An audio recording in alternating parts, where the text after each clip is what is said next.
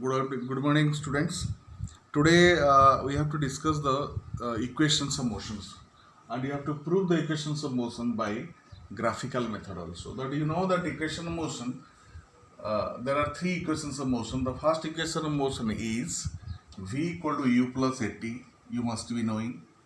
Second equation is s equal to ut plus half at square, and third equation is v square minus u square equal to 2s. So what are the symbols used? What are the terms? What does the term indicate? U. That U is initial velocity. Initial velocity. And V is the final velocity. And A equal to acceleration. And A is equal to distance traveled.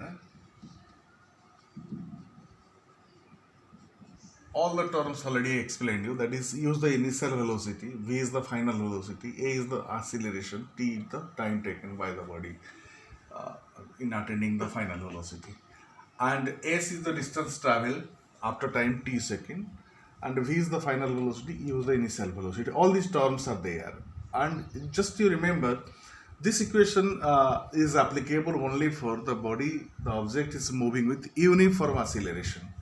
A is the constant. For constant acceleration, we can apply these equations of motion. The first equation of motion is telling the V equal to u plus at. Let us prove it. The first equation of motion, V equal to u plus at by Vt graph. By Vt graph, velocity time graph. The velocity is taken on the y-axis, time is taken on the x-axis. The graph is like that. The graph becomes here. You must be thinking that why that the graph becomes a straight line, because of for the uniform acceleration, graph will be a straight line. You must be thinking that why this straight line is not passing through the origin. But here that actually what happens here, whenever you start calculating, when t equal to 0, at the same time the object had some velocity, that is the u, that is the initial velocity. That is initial velocity u. When t equal to 0 and it had the initial velocity u, that is at a initial velocity u, and the graph becomes a straight line. Clear? And after t time it attains a certain velocity, that is the v. That is after t time. After t time it is attaining the position d. So this portion will be the u, initial velocity, and after t time this is the velocity axis, because y-axis is the velocity axis. This is the v, that is the velocity at t time.